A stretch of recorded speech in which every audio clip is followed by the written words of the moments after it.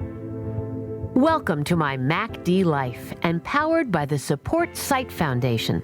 This podcast is about macular degeneration and the devastating impact it has on millions of people and their families every single day, 365 days a year.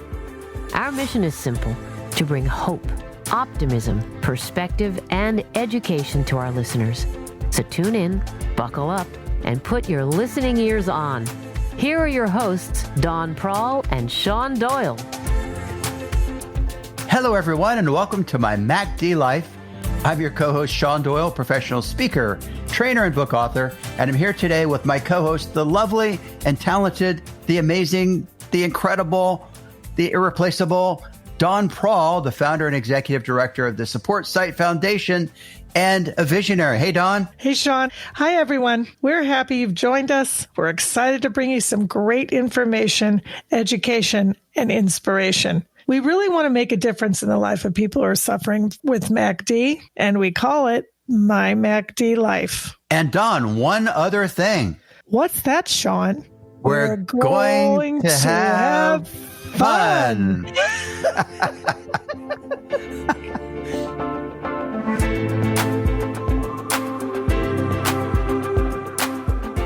How you doing today, Sean?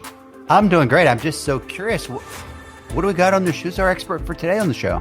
Well, our expert today is President of Vispero, who, by the way, is the leading manufacturer of all the assistive technology devices out there to help people with everyday tasks. So he's got a lot of really great history. He's been in the business for a while. He's really an expert on the whole spectrum of what's out there for people to use and help them read, watch TV, pictures of the grandkids, all the things that are important to people that it's really challenging when you have MacD. So I really hope, I know our listeners are going to tune into Richard. They're going to really enjoy it.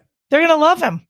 Yeah, so I think we should just get the rocket going and just push, ignite and go, right? Absolutely. We have ignition. Ready, set, go. Stay with us.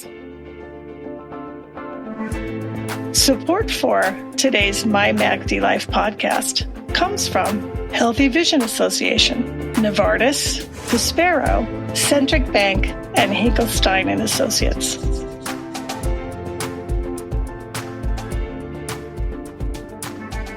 So this is the part where, we kind of go back and forth on different things that have occurred to us, what's on our mind. I know you like to call it what a week, but sometimes I don't break things up into weeks. They're like in much bigger chunks. So Don, what's going through that amazing brain of yours right now? Oh, thank you for that. What have you been thinking about?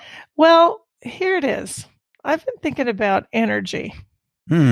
So, and let me explain to you before your crazy little mind goes off in about 30 million directions, which I love about you. How did you know? I've already thought about 5. I love that about you. Energy. I know. I love that about you. I'm talking about energy in trying to figure things out. Okay. So let me lay it out. So undoubtedly, when you're first diagnosed, or when a patient is first diagnosed with macular degeneration, it's devastating. It's got to be so devastating. We at the Support Sight Foundation get so many calls on a regular basis saying, my doctor just told me I have macular degeneration and I'm going to lose my sight. What do I do? So how it relates to energy is it takes energy to figure out what to do next. It takes energy to figure out what resources are out there, like MyMacDLife, this podcast, or handouts, or frequently asked questions to ask your doctor, or just to even sort it all out. And when you can't see, no matter what level of low vision you have, it's even more challenging to access, your computer, the internet, the written materials that might be there. So it's harder, or it can be more challenging, which is why we always say that, macular degeneration affects not just the individual, but entire families. So I've been thinking about, even in my own life, and I'm sighted, okay? how much energy it takes me to even get like a car insurance quote, or, I want to buy a new bed. Okay. Just to research how I'm going to buy a new bed. Yeah. So, what do you think about not just energy to find out more about the disease and what do you do next and what steps you take and resources out there and how do you gather all that, but just the energy that it takes to do things with low vision? Well, I think I've always said that I think that because I wrote a whole book about productivity, I've often thought that people are either night owls or early birds. And I've always said, when I do training and speaking and in my books, that if you're an early bird, do those difficult things early when you have the most energy. If you're a night owl and you're like, wow, 11 o'clock, 12 o'clock, I'm like in the zone at, almost midnight, then do those things in the afternoon. So what I'm basically saying is to pick a time zone that's what we call our maximum productivity zone, MPZ. So what's your maximum productivity zone? I'm not necessarily a morning person, so I'm much better off doing something in the early afternoon because that's when I'm at my peak. If I got up at, 6:30 in the morning and did, I'd be like, I don't have the energy yet. So I think one strategy is to pick when is your MPZ, your maximum productivity zone, to do that. And the second thing I would suggest is to get an advocate with you. And I'm sure you've talked about this many times, Dawn, is to say, well, let me get somebody to help me. Because I think that a helper is someone who's going to pull you up and say, come on, you can do this, or I'll help you, or I'll look for you, or I'll sit beside you while you look, or I'll help you on the, whatever it is. But just having an advocate or a person that has your back, I find when you have low energy, they can pull you up and raise your energy level. So those are the two big ones that I think. But Dawn, what are your thoughts? What would be one of the keys, do you think, for our listeners in terms of getting that energy to fight the good fight? Well, I think what an awesome suggestion for folks out there who are listening and really for anyone. Just exactly what you said. I mean, I love what I also love about you is that you can give really concrete, simple, not complicated suggestions and ideas for people. And that's really what we want to try to do. We want to do that here on MyMacDLife is some takeaways. All about the tools. Yeah, I'm not compelled to add anything more to what you suggested. Those are two simple takeaways. And I think I would just tie it up in a nice, tidy bow and say this: don't be afraid to ask for help. I think that's a great one. And if you would like to know a little more about your productivity or maximum productivity zone, we do have an excerpt for you on MyMacDLife.org. You can go and pick that up. Thanks, Sean. This is great. Thank you.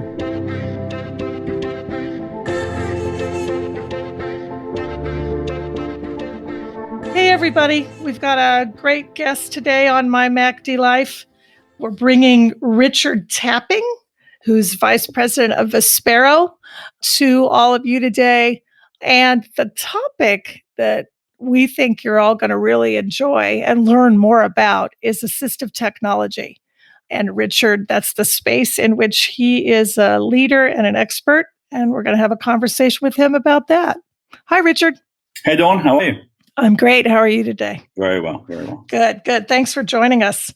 So you heard my preamble. So I think it makes sense for you to just kind of take it from here and in the conversation and explain to our listeners what is assistive technology and who is Vispero. Yeah. So let's start with who is Vispero. So Vispero is a umbrella company for 4 or 5 different companies that manufacture solutions for those with vision loss. Some of those brands include Freedom Scientific, Optelec, and Enhanced Vision. Those are the most prominent that we have. And these brands manufacture tools that, as people may lose some vision or all the vision, these companies have products and tools that can help, provide access for folks that still want to read their mail or read a book, read the newspaper, do their own banking, use a computer, have access to email, things of that nature. So, I mean, we've been doing these tools now for, I think, 45 years. Wow. And the technology has really come a long way. And people should really perhaps think about these tools as a way to accommodate or provide the visual enhancements that they may have lost through their vision loss. So macular degeneration, MacD, probably one of the most prominent ones that exists. And that's kind of where it stops. Once a patient, finds out or gets newly diagnosed with macular degeneration, they're often not told that, these types of tools do exist because the doctor wants to try and solve the issue. They want to try and cure the loss of eyesight, and they cannot do that, not in all cases. And there's not a lot of education or awareness then for the patient to help them overcome, those daily challenges related to vision loss. Everything is simple from, is this envelope, is this mail for me or not? Would be one of the simple ones. Setting your temperature on your thermometer, getting that right. I struggle to see that, and I have no vision loss. So, right. These tools are incredibly important to daily functioning as people get diagnosed and start to experience some vision loss. But one of the largest things I find is that because of that lack of awareness, people have no idea that there are tools that absolutely do help and reinstall the independence that someone may have lost over, the vision loss. Right. So, Richard, a couple of things I want to pick up on that you said, and then let's circle back to the company Vispero. So 45 years ago, it occurs to me what was going on then, that someone recognized that this technology could help people with low vision and people who can't see to, do their activities of daily life, like reading, watching TV, etc. So it was created 45 years ago. Technology changes a lot, but if you can't see very well and you're older, like with macular degeneration, is it really a computer or how's the technology part fit in? Well, let's discuss, what does it mean to have macular degeneration? Let's try and define a little bit the vision loss, right? So we can start to think about how this technology can actually accommodate these folks. So, macular degeneration, for a lot of people means that you get some central scotomas, some obstacles in your central vision. And it can take, various shapes and sizes, sometimes semi-transparent, sometimes not. So it's very individual to the person experiencing it. One thing is consistent, right? One thing is consistent across all patients because of that central scotoma, that central vision loss. If a person's trying to read some text, well, the macular part of the eye is the responsible part for the detail. And when you're trying to read text and that's the part that's obscured somehow, it can make it incredibly difficult to figure out what that word is if 3 or 4 of those letters are missing. And don't forget, a lot of our audience, actually, they're living that, Richard. That's right. So that's why this information is really important. But, keep going. It's just, it's good stuff. So then imagine if you're trying to read a word and 3 or 4 letters are you can't quite make them out because of this central scotoma obstruction in your central view. So what they figured out, 40 odd years ago was that, well, if we use magnification, you can make the letters large enough that you can see them around that obstacle. And that's really what magnification does. Every one of the magnification products that we have is basically that principle. It's let me make it bigger so you can see around that scotoma, and then you can still read the word or the letter, the detail that you want to read. Gotcha. And then the other important part here is contrast. So as I mentioned earlier, with these central scotomas, sometimes it's completely blacked out, and otherwise it's just a loss of contrast. And this will depend very much on the individual and even the eye condition to some degree. But generally speaking, there could be some loss of contrast. So having increased contrast, having a more bold, black lettering, for example, on a white background can do, wonders for people with macular degeneration and other eye diseases. So those two things are really critical to any technology that's aiming to try and provide access to print, which is what these ultimately are trying to achieve. And then the third component to that is lighting. Lighting alone without magnification can often be good enough for someone to start reading their mail, particularly in very mild vision loss. Just good lighting will make an enormous difference to being able to read something and not read something. I mean, we've all been in the restaurant, trying to read the menu and not being able to see it. And you get your phone out, put the flashlight on, and all of a sudden you can read it. Well, the same principle applies with vision loss. That if you introduce good lighting, you can generally get good access to the letters. And yes, you may have still some central scotomas, some central obtrusions there that are not allowing you to see some detail. But that's where we add the layers of magnification and then contrast to provide really a good level of access to whatever print that someone might be trying to read. So magnification, key, bigger letters, contrast, like you said. And, when I speak with a lot of our constituents and folks who call the Support Sight Foundation to learn more, once they find out they've been diagnosed, or even if they've had it for a while, they still, have questions. So contrast, black on white, white on black, blue on black. There's a variety of them, as you said. That's one of the technology advances that have happened over the years. Is it's not just an enhancement of, making the text blacker or the paper wider in terms of the visual enhancement, but they've been able to introduce all types of different color combinations, That's which great. means you can really customize it now to the very specific need of a patient. Because again, as I mentioned, every patient will experience this slightly differently. And That's right. While yellow might work for somebody, for the next person that it appears to have exactly the same condition, they will not like yellow. And so having these, an array of different color combinations for contrast can do wonders. Right. And then light. So magnification, contrast, and light. And it sounds like these, I think it's important for people to know that these products, as your vision changes, as you proceed from maybe early stage MacD to, late or intermediate, these products you can increase the magnification, right? Maybe a different contrast color is something you need than you needed 5 years ago. You asked the question, what was the technology like 40 years ago? And it wasn't very advanced. It was a glass magnifier and maybe a bolted on light somehow that provided some magnification for you. Well, now, the types of devices, for example, that Vispero has to offer for its brands, we have digital magnification now, right? Not optical magnification. So we can remove the distortion from a rounded magnifier and digitize it on a flat screen, provide much more field of view. In other words, get more text on the screen. So it's much easier to read, much more comfortable. And now, because it's a digital image, that handheld magnifier, you'd have to have 1 in 3x and 1 in 5x and 1 in 10x, depending on what size text that you were trying to read. Yeah, the old way. Right. Right. You do it the old way. So now with these digital magnifiers, they've removed the distortion. You've got none of that curvature anymore. And because it's digital, we can control or offer various levels of magnification. We have some devices, something like 2x to 70x. Wow. So there's an enormous amount of magnification that's available now in these technologies.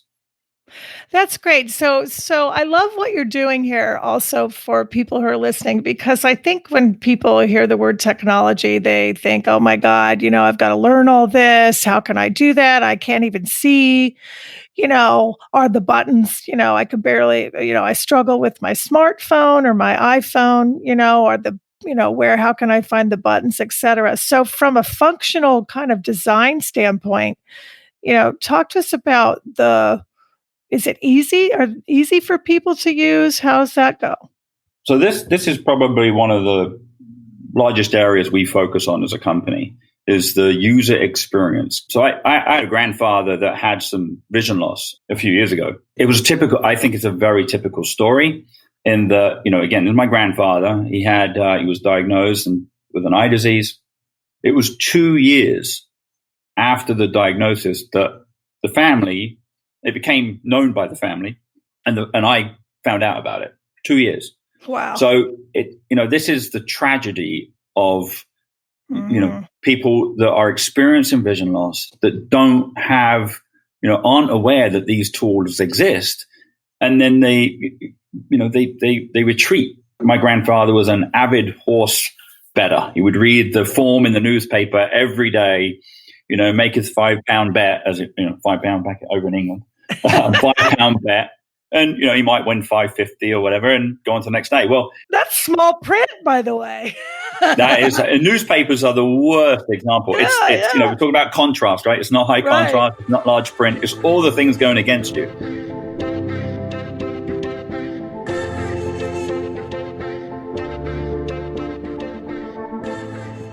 And so, it's very hard for people to self-identify as needing the help.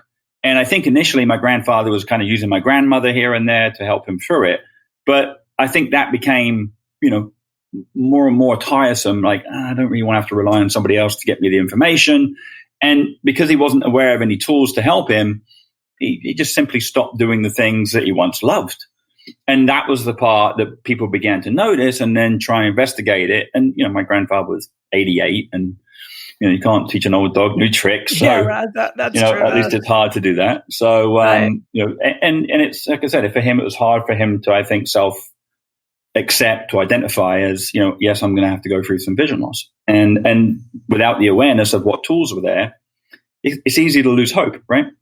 So, once I found out, we started to introduce some tools, and I started with the handheld magnifier, an optical magnifier, mainly because it's non-threatening. It's not, it doesn't have any buttons, right? It's just, you just place it over the text and it magnifies it, illuminates it and magnifies it. Mm-hmm. It's a tradition. It's a technology my grandfather would have been aware of and wouldn't have been intimidated by, right?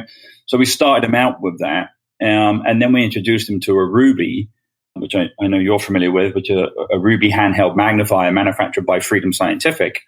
And these come in a couple of different variant shapes and sizes, but they're designed to be very small, very compact, have a handle, and really emulate the experience of what an optical magnifier would be.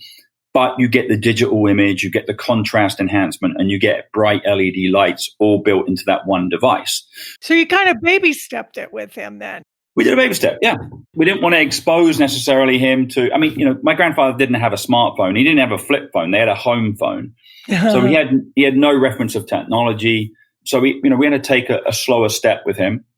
And we did, and we worked. And you're familiar with the Ruby. Ruby handheld magnifier is one of the simplest video magnifiers on the market, right? The contrast, the design, the buttons and the controls are designed really effectively. They're very simple to use. They're very intuitive, even for someone like my grandfather who had, never even picked up a smartphone, right? Mm-hmm. Anything with a screen would scare him unless it was the television. Right.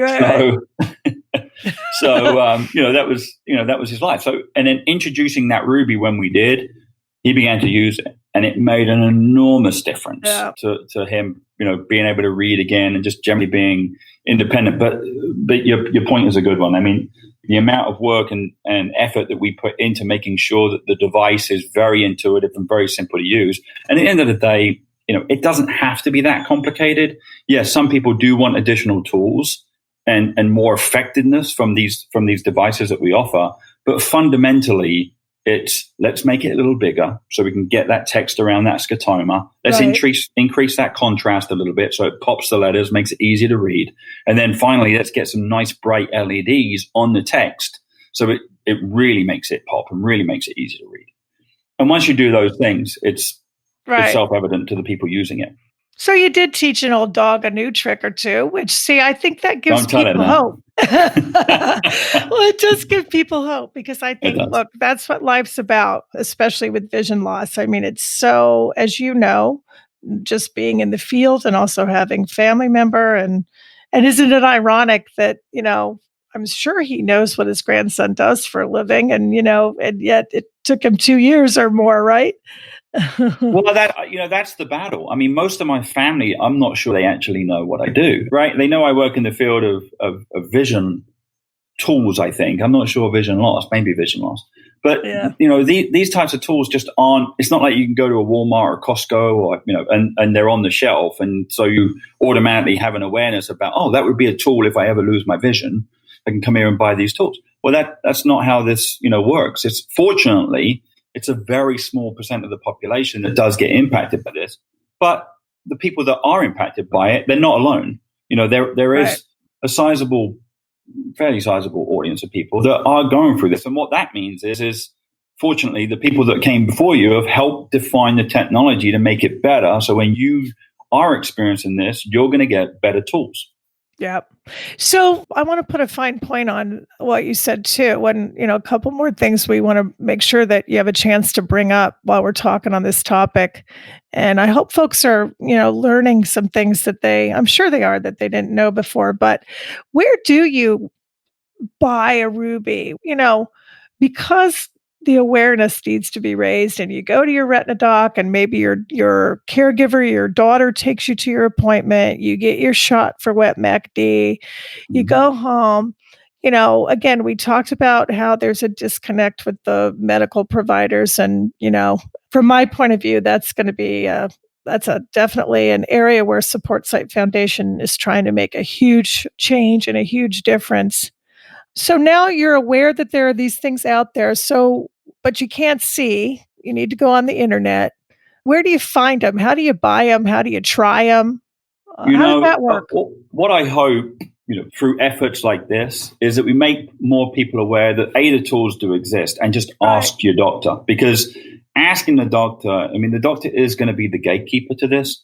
And even if they just hand you a flyer, here's some technology that might help. And then we can kind of take it from there. Once someone's been introduced to the fact that this stuff does exist, as I said, we've got these 3 brands that operate slightly differently in the type of technology that they have. Freedom Scientific, for example, is very much focused as a priority on kind of total blindness and tools for total blindness. So they have screen readers for a computer. So if someone's lost, all their vision and they want to continue to use a computer, we have software that allows them to do that. Mm-hmm. And so, depending on the patient need, break the technology down into very simple elements so people can easily understand how that technology can help them.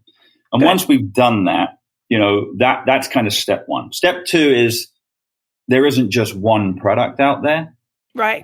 That's a silver bullet. You got to think about it more of kind of what tools do I need in my toolbox for me to function daily, depending on what daily challenges I'm trying to overcome. And then what we find is there's very specific products designed to do more specific things. So as I mentioned earlier, a Ruby would be, a very easy handheld magnifier that you could put it in your pocket, walk around the house with it, get it out when you need it. You could take it to the restaurant. You could take it to the supermarket. And so that process is, a key ingredient. So it's task-driven. It's task-driven. And as a result of it being task-driven, we would like to spend a little time with you to make sure. What we don't want to do is sell you something, it not work, you get frustrated because now there's another barrier. Right, because it's like you said, there's not a silver bullet. It's individualized depending on what's going on with your eyes and your condition. And also, you can't cut a steak. You don't want to cut a steak with a butter knife. So that really is the analogy here. And so what we have to understand is, are you trying to eat steak? What are you trying to do? And then from there, what we would like to do is typically the brands I mentioned earlier, Enhanced Vision, Freedom Scientific, and Optelec, the way we go to market, the way we try and support customers is regionally and locally, because we actually want to get in front of you, ideally. And we have a very large network of what we call dealers. They're representatives of all those brands. And, they have all this technology readily available, often in the back of a car or in the back of a van, that they can wheel out, bring it onto your dining room table. You go get some examples of what you're trying to do on a daily basis. And then we can easily pick out, okay, which products are going to help. Right. You do your banking, or you write a check, or you do your painting, or, your crosswords, or whatever it is that you are trying to do. Because one size doesn't fit all in this case. We have to be selective. And so that process is important. So I would always encourage, we have a dealer locator on each of the websites, so the brands that we have to offer. And that puts you immediately in touch with the local representation that can come out and introduce you to, the basic technology. There's some more advanced features on there, depend on the daily needs that you have. Yeah. And that seems to be the most effective way, because it's more of the consultative, assessment of what your challenges are that we can then help you fit into a product that we know is going to work. The last thing we want to do is create an additional barrier to your vision loss. Absolutely. So in summary, I think the takeaway is, in terms of pursuing what might work for them, right? You need to get out. You need to find a dealer in your state or in your, region. And that's available online at visperos.com, right? And also you need to, it's a process. Very few people go out and buy a car in 5 minutes. This is a process. You have to try it. You have to see how it works for you. Figure it out. And it sounds like it's one of those things that's like a journey, It is. And it doesn't have to be a long journey, but right. it certainly has to be a couple of steps. Right. Just to get the best out of the technology and the fit for the individual, it's a process worth going through. A little bit of time and effort invested up front that way. Doing it the right way, and I'm only talking an hour or two. Right. You can easily bring one of those dealers into your home. Like I said, they bring all the different technology. We have a portfolio of 40 or 50 different products. That do various different things, whether it's magnification and contrast. Some even read the text to you as well, which is a nice option for many. It's easy to get eye fatigue if you're trying to do a lot of reading. So the text to speech comes into play really nicely. So it's worth doing that hour with somebody and say, tell me what you're trying to do on a daily basis. What are the challenges that you're having as a result of your vision loss? And then let me get some devices out. Let me get some technology on the table, bring those examples to the table, and let's assess which ones work best for you to overcome that challenge. And we rarely miss. There's always something that works. We just sometimes have to go through, half an hour of figuring that out. Yeah, figuring it out. And then, then there's the training because, look, when you're no matter what age you are and what's going on with you, when there's something new, I get a new laptop or a new piece of technology phone. You have to spend time with it. You have to practice. Somebody has to teach you, that's the benefit of using this dealer network. These are highly trained representatives of Vispero and the equipment that they serve. They know those products really well. They've seen, they've been with other clients and patients and gone through the same process many, many times. They're very experienced, and so they can really tailor it. And by the way, because they're there, they're going to show. So I'm not one for opening an instruction manual and reading it front to back. And then imagine if you're visually impaired on top of that, and you've just got this new device that's supposed to help you read, but now you've got to figure out how to use the device by reading the manual. Yeah, that's not going to happen. that's like, well, how do we solve that? And that's why these dealers are so important in this process, because their first responsibility is, what are your challenges? Let's try and figure out which technology or which product would best overcome that. And by the way, once we've narrowed in on that, now let's spend a bit of time so I can help you figure out this is how you use it. This is what the button does. This is what this does. That part's equally as important. And that's why the dealers are so important to the process. That's great.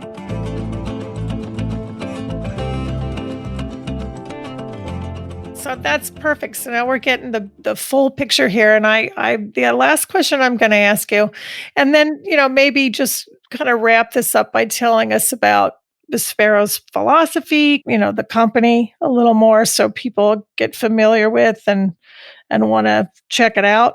But I'm sure everyone's thinking, like, are these things affordable? Is this like, does Medicare pay for it? Like what about that piece?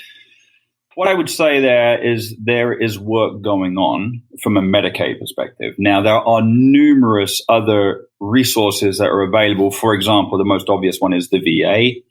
If you're a veteran and you're experiencing vision loss at all, they have wonderful programs, really unparalleled in my view, to provide the right accommodations, do the assessments, right, and really double click down into those needs. But there are others. There are state agencies around the country that have some funding models. Typically this type of technology might range from a couple of $100 up to a couple of $1,000, and actually a little higher. But again, that's going to be really dependent on your use case. And what I mean by that is, like, if you're an avid reader, you're reading a book or two a week or more, or certainly was before your vision loss. Assuming that you're going to want to invest in bringing that back into your life, the type of device that you might need you're going to want something with a larger screen. And typically this technology, as the screen gets bigger, because it's all about how much text can I fit on a on the screen to help me read it, and so I don't get fatigue. And if you can imagine for a moment, you've got vision loss, you're looking at a small magnifier. Great to find out, what's on the menu at the restaurant real quick, 30 seconds or so, or what the price on the supermarket shelf is. But you're not going to read a book with a small digital magnifier. One word you need at a a time, larger device. That gets old real fast. So having the ability to display, a couple of sentences potentially on a much larger screen in a text size that you can read is going to be very comfortable, over a period of time to do. So if that's important to you, presumably it's worth investing a little more to bring that back into your life. Absolutely. The more simple accommodations like the Ruby, the handheld magnifiers are available for a few $100. And, the great thing about these things is they're going to last, it's a type of device you're going to keep for 5 or 10 years, right? Right. Unless there's some progressive change within your eye condition that you're going to have to move to a different device, which again is another reason why those dealers regionally located around the country are there to help on that life journey, so to speak. Good.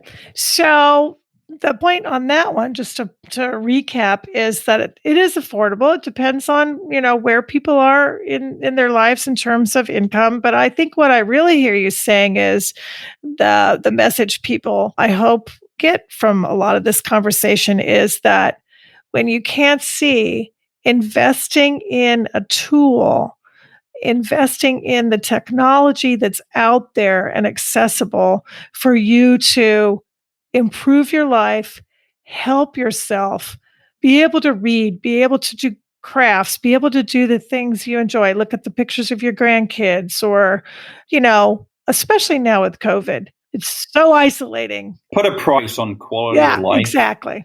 And your independence. Yeah. I think about my grandfather, and he got a small discount from me, but not too much. Family and friends, right? Once we got the technology in front of him, once that gives you your independence and a standard of quality life, he would have invested $500 all day long, like over and over again, if it meant, regaining what he was able to get back.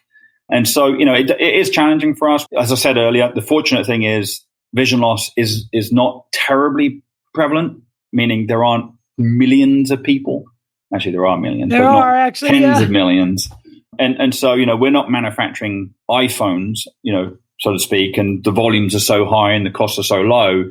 And I should make the point that Vispero, this is all Vispero does and all we've ever done. Mm-hmm. We don't have other interests in different business segments or anything of that nature. We are entirely dedicated to providing greater access for those with vision loss. So that's a great way to kind of segue, and this has been really informative, Richard. I think that one of the things from my chair that I would love people to know is that these devices are life-changing. And game changers. Absolutely. Game changers, and your family, your friends, it's everyone's impacted, as we know, with macular degeneration. And we get calls all the time at the foundation of people telling us that thank you for the information. We have an assistive technology guide. Thank you for that, because I got one of those. And by the way, I can read my mail now, and my daughter doesn't have to come over every 2 days. Mm-hmm. And even simple things like that. So life-changing. Thank God Vispero's out there, and we also appreciate the sponsorship of MyMacDLife, by the way. Anything that helps increase the awareness. Thank you.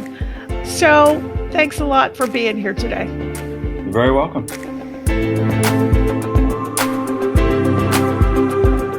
MyMacDLife. MyMacDLife. MyMacDLife.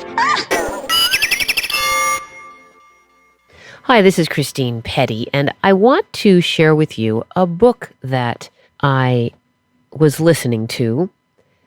It's an audiobook, the memoir of Norman Lear. It's called Even This I Get to Experience. And I liked the title, but I didn't realize how much until I got deeper into the book and he explained the title, because he used it in reference to a point in his life where he was going through something pretty hard and pretty negative. I think it was an illness. In the middle of all of it, he thought to himself, even this I get to experience, meaning there was a certain degree of gratitude, a certain degree of wonderment. And I thought to myself, something is ringing a bell. And it reminded me that whenever I get a new downturn in my vision, a new little portion of my field of vision that doesn't look right, I'll go, what's that? Wow, amazing. Look what happens, how this vibrates and that glows and da-da-da. And I have a moment of just wonderment and look at what's happening. Isn't that something? Now, of course, it's immediately replaced with, oh my God, with fear and panic and dread and loathing and anxiety and, you fill in all the other blanks. But maybe it took someone who I so respect to find those words. Even this I get to experience to allow me to think about what I'm going through in a slightly different way. Because think about it, if you're going through challenges with your eyes, these are hard and these are negative and they're difficult, but these are the challenges that are going to happen in life. We get the highs, we get the lows. These are the things that give us texture, that give our life and the tapestry of our life a depth and give it fiber. And I just think that it might be helpful to look at it that way, because life is full of wonderful highs, but boy, is it full of difficult lows. And yes, it's also full of boring stuff. We get to experience it all. And if you're going through a negative circumstance with your eyes, see if there isn't a moment, a part of it, a portion of it, an instant of it that you can't say, even this I get to experience. Because look, I'm still here. We're still here. Didn't kill me. And he also has a wonderful way of looking at things in his life as separate lives. He was talking about being in the Air Force in World War II.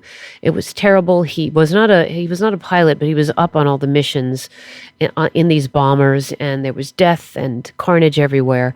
But he never once thought to himself, I could die, this could be the end of me. He never thought that. He always considered it to be just one of his many lives. He had a life as a high school student. He had a life as a barker on Coney Island. He had a life as a kid in wherever he lived, Brooklyn. And so this was another life. Or I like to call it a chapter. He didn't think it would kill him. He didn't think for a minute it was going to kill him. And it could have killed him. Now, of course, going through what we're going through with vision challenges, we think it could kill us because the emotional strain is exhausting, but it's not going to kill us. And why do we think that, or I don't want to speak for you, but I'll speak for myself, that, this moment is going to lead to a worser moment or a worser moment or a harder moment. Maybe I should just consider what I'm going through right now as one of the lives I'm leading. And it may conclude, and then I will start another life. And who's to say that life I start is not the life of somebody who totally rocks it, who totally gets a grip and knows how to handle it. And it no longer becomes the foremost thing in my mind. Something else takes priority over not being able to see or not being able to see well. Why am I living in a moment and saying this moment is informing the rest of my life, period? Yes, all our previous moments do inform the rest of our life, but they are not each of them solely responsible for the rest of our life. They work together. And I found it very helpful. And I also love the fact, of course, that he is a television genius. He changed the face of television with All in the Family and Good Times and One Day at a Time and Maude. And I've respected his work and his comedy. And it's the comedy that makes me love the fact that this funny man is also a deep thinker, because funny people usually are. So that was just sort of the frosting on the cake for me. His book is called Even This I Get to Experience by Norman Lear. He's 98 years old, and it's available wherever you get your audiobooks. Thank you for listening, everybody. I'm Christine Petty. My MacDLife. So what I'd like to talk about today is living the MacD life, living with macular degeneration. How do you maintain hope? How do you maintain hope? And I think it's a very interesting question. So I'd like to talk about some ways of maintaining hope, and it actually spells out the letters hope, H, O, P, and E. So let's talk about the H first. There's actually a couple of H's that I think are really important. First of all, hope. Now, under the H of hope, I think that you can think, well, I can have a bright and productive future. Just to share with you, many years ago, I was suddenly and tragically lost my wife of 32 years, and I became a widower. And it was a tragic moment in my life that I'll never forget, obviously. But during that time, as I was going through my healing journey, I remember very specifically sitting in my living room thinking, I'm sad now, I'm grieving now, but I know that in the future, I'll have a bright and happy life. I know in the future, I'll have a bright and happy life. So if you're struggling with MacD, if you're struggling with vision loss, just know that there is hope for a bright and productive future. Another H is how. And the great thing is with technology, there's lots of great tools that you can use in order to live the best life possible with readers and all sorts of tools that we'll talk about on the show about how to help you live the best life by having tools that provided for you through technology in order to live the best life possible. So that's the H. Next is O. And under O, I like to talk about orientation. I think one of the things you really want to think about is, what are the roles of the people in your life? So what are the roles of your doctors, of your nurses? What are the roles of family and friends? What are the roles of people can play? They can be your coaches. They can be your encouragers. They can be your motivation. So in terms of your life orientation, who are people that can help you through their various roles? What roles can your doctor serve? How can he or she help you? How can your nurse help you? How can your family help you? How can your friends help you? Can you get coaching? So that's the O in the hope formula. Then we have the P. And I think the P is really important in this particular case because when you learn these new skills, learning new technology, for example, you have to practice. So the P is for practice. So the importance of practicing is really important to gain those new skills. And each time you try those new tools and technology, you're going to get better at it. And then also plans. What are your plans for treatment? Work proactively with your doctor to determine what can we do in terms of nutrition? What can we do in terms of exercise? What can we do in terms of medication? Are there any surgical interventions or medical interventions or pharmaceutical interventions that we can use to help you get where you need to go? So that's the P, is having that practice and having plans. And lastly is the E. There's actually two E's. One is engagement. So there's a lot of great organizations out there. So why not engage with local and state and national vision loss resources to help you move forward? And what we found is there's a lot of great resources out there, like the Support Sight Foundation as an example, but there's lots of others too. So just have someone Google, if you can't see your screen well enough, have someone Google for you to find out what are some national organizations out there that can help you move forward. And then education. I always say that big part of motivation and inspiration is education. What can you do to educate yourself? What are tools and techniques you can use to live with hope? So if you make this decision, even though this is a devastating diagnosis with macular degeneration and losing your vision can be devastating, it doesn't mean you can't lead a great life. It doesn't mean you can't find joy again. It doesn't mean that you can't live with the disability. It may be your new normal, but you can live an amazing, beautiful life just by addressing hope. So hopefully that's helpful for you. Those tips, if you apply them, can really make a fundamental difference in your life, living the MacD life.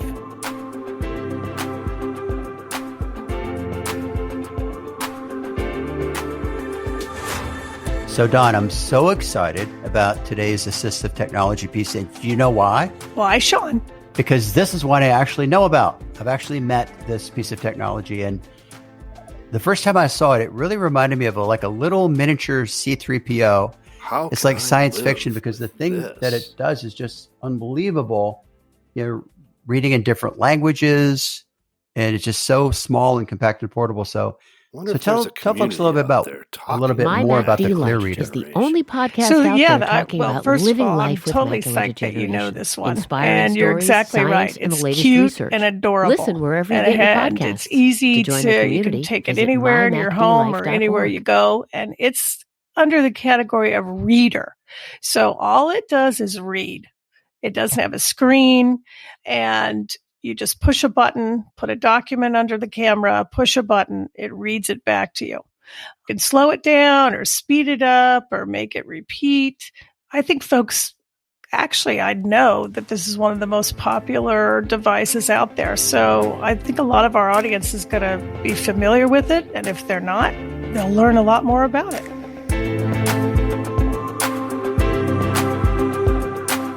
All right. Well, good afternoon. My name is Bill Kilroy. I'm Vispero's Senior Sales Director for the Northeast, and I'm joined by my colleague, Mike Wood, Strategic Accounts Manager for Education for Vispero. Hey, everybody. Mike and I are very pleased to be on this podcast, MyMacDLife, and we hope to tell you a little bit more about our organization and the types of tools we produce.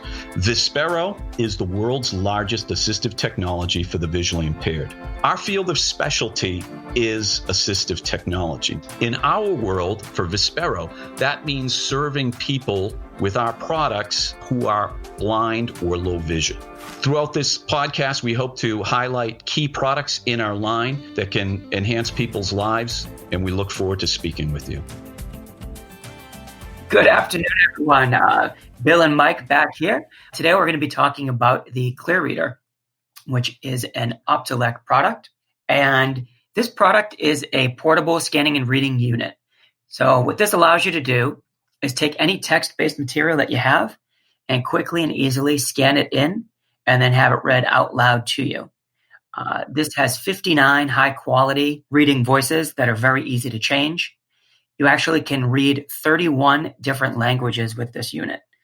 So it's very versatile for that. It's an all-in-one unit as well, so everything's there that you need. It's got built-in stereo speakers. You've got a headphone connector if you're somewhere where you should be quiet, like in a library or somewhere like that. You can save documents that you scan to the unit. You have an HDMI port to output, so if you want to view the text that you are scanning and having read back to you, you can do so. There's also a USB port and an SD memory card slot. It does have a lithium-ion battery that's rechargeable, and that'll give you about 5 hours of continuous use. It's foldable, and it has a built-in carrying handle. This weighs just under 5.5 pounds. It comes in at 5.4 pounds, so it's fairly lightweight. And you can customize everything on there as far as the volume and the speed of the text being read back to you. And if you do plug it into an external monitor, you can actually customize the color and contrasts of that as well. I think the thing that people like the most about this is that it is an all-in-one unit. And I've got a lot of friends of mine that are totally blind that actually use this because it's very simple and easy to use, just has a few buttons. So it's not very complex to learn. Bill, how about yourself? Have you had any customer feedback on this unit? Well, the customer feedback that I've gotten on the Clear Reader is very positive. I think the first thing that stands out about the Clear Reader is it reminds you of any other consumer electronic device in your home. It kind of reminds me of a Bose radio. So it's a nice looking device. I don't think anybody would suspect that this was a scanning and reading device to aid somebody with vision loss. And the other great thing about the Clear Reader is just how easy it is to use. You're basically just putting a piece of paper up against the unit itself, pressing one button, listening to a tone, and then listening to the person read back that information. The other thing that's really great about the Clear Reader in some of our other scanning and reading devices is that it is multilingual. So I've had many occasions where the people that I'm showing this to might speak a second language. They might get a newspaper, a periodical in a different language. So maybe, most of the stuff they scan is in English, but they might be scanning and reading a periodical or document that might be Italian, French, German, Polish, etc. So it's versatile for those individuals that want that level of flexibility. And again, I can't underscore how easy it is to use. You don't need to be a computer-centric person in order to use it. It's plug it in or turn it on. This one is battery operated, and then start scanning and reading and listening. It's a great product to, remain independent. I got to say, I just actually sold one of these to a friend of mine that was wanting to cook more with everything, being kind of quarantined at home. And she was having a hard time reading her recipes. And, scanning in something like a recipe can be very difficult because you've got, pictures of the final product in these cookbooks oftentimes, and you've got kind of a list of the ingredients and the measurements, and then the instructions in a separate area. And this does really well at figuring out what's on the screen and what order it should be reading things in. So she was really impressed with it, ended up purchasing it for recipes, just for reading recipes. And I should say the price on the ClearReader Plus is $1,995 retail price. And if you want to learn more about it, feel free to check out our website at www.vispero.com. That's www.vispero.com. Or give our customer service team a call. They're always happy to help. They're at 1-800-444-4443.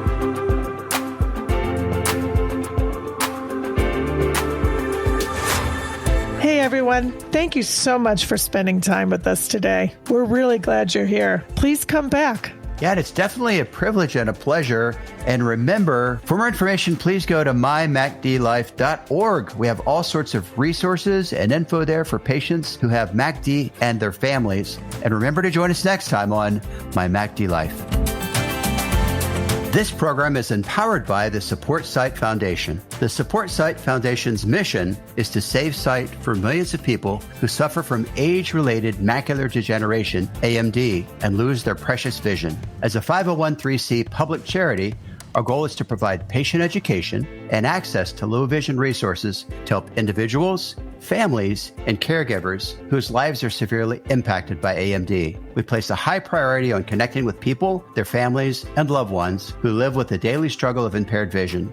To learn more, go to www.supportsightfoundation.org. Again, that's www.supportsightfoundation.org. Thanks for being with us on My MacD Life, the podcast with a vision to bring hope, optimism, perspective, and education to our listeners. For more information and many great, incredible resources, visit MyMacDLife.org. This program is supported by amazing listeners like you. During the season of giving, please consider a donation to keep our mission moving forward. Remember to subscribe to this podcast on iTunes or wherever you get your podcasts. Until next time, keep living with hope.